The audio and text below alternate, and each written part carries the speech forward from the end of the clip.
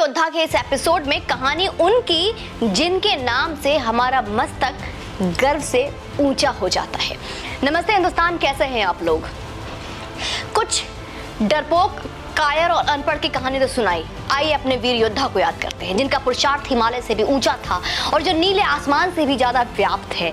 कहानी न सिर्फ आज उनकी बल्कि उनके उस हाथी की भी, जिसके बारे में बहुत कम बोला, सुना और पढ़ा गया है और पढ़ाया गया है। जब आप उनके हाथी की कहानी सुनेंगे तो आप जान जाएंगे कि उस गज ने हमारा मस्तक गर्व से ऊंचा रखने के लिए क्या किया। नाम कुंवर प्रताप जी, श्री महाराणा प्रताप सिंह जी। जन्म हुआ है इनका 9 मई 1540 ईस्वी में। जन्मभूमि कुंभलगढ़ राजस्थान। पुण्यतिथि 29 जनवरी 1597 ईस्वी। पिता श्री महाराणा उदय सिंह जी, माता रानी जीवत कंवर जी और राज्य मेवाड़। शासन काल 1568 से 1597 ईस्वी। शासन अवधि 29 वर्ष। वंश सूर्यवंश, राजवंश सिसोदिया, राजघराना राजपुताना। धार्मिक मान्यता इनका हिंदू धर्म। युद्ध हल्दी घाटी का युद्ध। राजधानी इनकी उदयपुर। पूर्वाधिकारी महाराणा उदय सिंह और उत्तराधिकारी राणा अमर सिंह। ये सारी कुछ गलती हो तो जरूर बताइएगा। महाराणा प्रताप सिंह जी के पास एक सबसे प्रिय घोड़ा था, जिसका नाम मुझे लगता है ऐसा कोई नहीं होगा जो शायद ही पता ना हो, जिसका नाम चेतक था। राजपूत शिरोमणि महाराजा महाराणा प्रताप सिंह उदयपुर मेवाड़ में सिसोदिया राजवंश के राजा थे।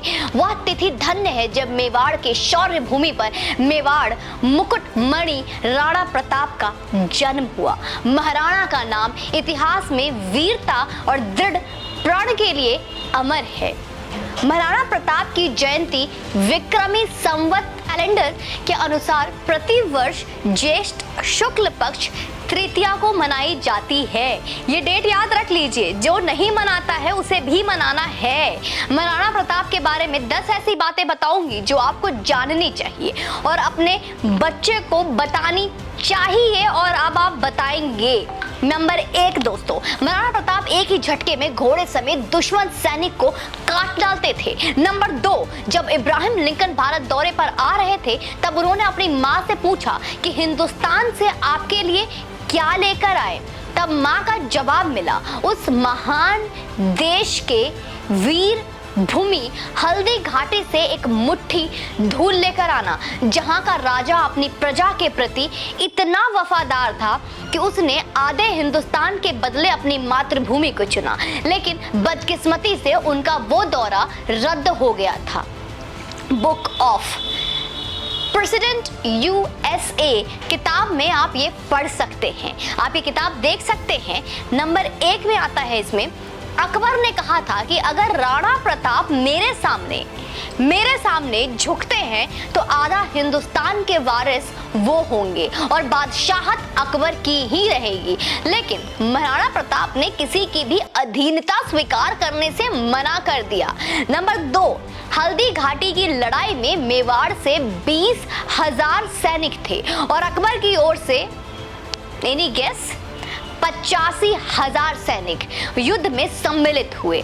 नंबर 3 दोस्तों, महाराणा प्रताप के घोड़े चेतक का मंदिर भी बना हुआ है और जो आज भी हल्दी घाटी में सुरक्षित है, जाकर बिल्कुल देखिए। नंबर 4, महाराणा प्रताप ने जब महलों का त्याग किया तब उनके साथ लुहार जाति के हजारों लोगों ने भी यह घर छोड़ा और दिन रात राणा की फौज के लिए सिर्फ और सिर्फ तलवारें बनाई। इसी समाज को आज गुजरात, मध्य प्रदेश और राजस्थान में गाड़िया लोहार कहा जाता है और मैं नमन करती हूँ ऐसे लोगों की जो इतने प्रयत्नशील थे। नंबर 4, हल्दी घाटी के युद्ध के 300 साल बाद भी वहां जमीनों में तलवारें पाई गई। आखिरी बार तलवारों का जखीरा 1985 में हल्दी घाटी में मिला था।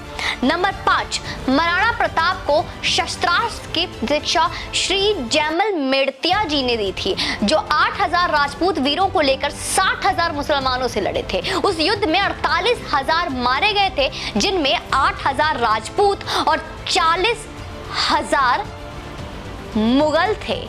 नंबर 6, मेवाड़ के आदिवासी भील समाज ने हल्दी घाटी में अकबर की फौज को अपनी तीरों से रौंद डाला था। वो महाराणा प्रताप को अपना बेटा मानते थे और राणा बिना भेदभाव के उनके साथ रहते थे।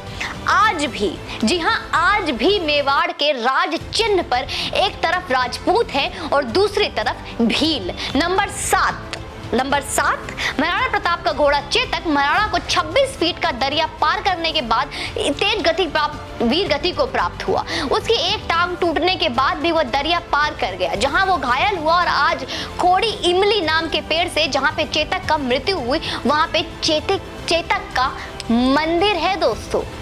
और अब आते हैं नंबर 8, राणा का घोड़ा चेतक भी उससे बहुत ताकतवर था। उनके मुंह के आगे दुश्मन के हाथियों का भ्रमित करने के लिए हाथी की सूंड लगाई जाती थी। यह हेतक और चेतक नाम के 2 घोड़े थे। अब नंबर 9, मरने से पहले महाराणा प्रताप ने अपना खोया हुआ 85% मेवाड़ फिर से जीत लिया था। और नंबर 10, सोने चांदी और महलों को छोड़कर वह 20 साल, जी हाँ, for 20 years मेवाड़ के जंगलों में घूमे। मित्रों, आप सब ने महाराणा प्रताप के घोड़े चेतक के बारे में तो सुना ही होगा, लेकिन अब जानते हैं उनका एक हाथी भी था। क्या आपको इस बारे में पता है? नहीं पता होगा तो चलिए मैं आपको बताती हूँ, जिसका नाम था राम प्रसाद। उसके बारे में आपको कुछ बातें बताती हूँ और आप उसको बहुत अच्छे से शेयर कीजिए और लोगों तक पहुंचाइए। राम प्रसाद हाथी का उल्लेख अल बदायूनी, जो मुगलों की ओर से हल्दी घाटी के युद्ध में लड़ा था, अपने एक ग्रंथ में किया है। वो लिखता है कि जब महाराणा प्रताप पर अकबर ने चढ़ाई की थी, तब उसने 2 चीजों को ही बंदी बनाने की मांग की थी। अब आप इससे खुद अंदाजा लगा लीजिए कि वो 2 चीजें क्या हो सकती है। और सिर्फ 2 चीजें इतनी इंपॉर्टेंट, इतनी महत्वपूर्ण थी। एक तो खुद महाराणा और दूसरा उनका हाथी, उनका साथी राम प्रसाद। आगे इस पुस्तक में अल बदायूनी लिखता है कि वो हाथी इतना समझदार और इतना ताकतवर था कि उसने हल्दी घाटी के युद्ध में अकेले ही अकबर के 13 हाथियों को मार गिराया था। इससे आप राम प्रसाद के बहादुरी का अंदाजा लगा सकते हैं। वो आगे ये भी लिखता है कि उस हाथी को पकड़ने के लिए हमने और 7 बड़े हाथियों का एक चक्रव्यूह बनाया और उन पर 14 महावतों को, मतलब जो हाथी चलाते हैं, 14 महावतों को बिठाया, तब कहीं जाकर उसे अंत में बंदी बना पाए। अब सुनिए एक भारतीय जानवर की स्वामी भक्ति। उस हाथी को अकबर के समक्ष पेश किया गया, जहां अकबर ने उसका नाम पीर प्रसाद रखा। राम प्रसाद को मुगलों के गन्ने और पानी दिया। राम प्रसाद का नाम बदलकर, मतलब वहां भी धर्म परिवर्तन, राम का नाम बदलकर पीर रखा गया। पर वो स्वामी भक्त हाथी ने 18 दिन तक मुगलों का ना तो दाना खाया और ना ही वहां का पानी पिया और वो फिर वीर गति को प्राप्त हो गया। आज के हिंदुस्तानी, मैं और आप, क्या हिंदू इतने भक्त हैं? तब अकबर ने क्या कहा था कि जिसके हाथी को मैं अपने सामने नहीं झुका पाया, उस महाराणा प्रताप को क्या झुका पाऊंगा? ये मैं नहीं कह रही हूँ, इस पुस्तक में लिखा हुआ है।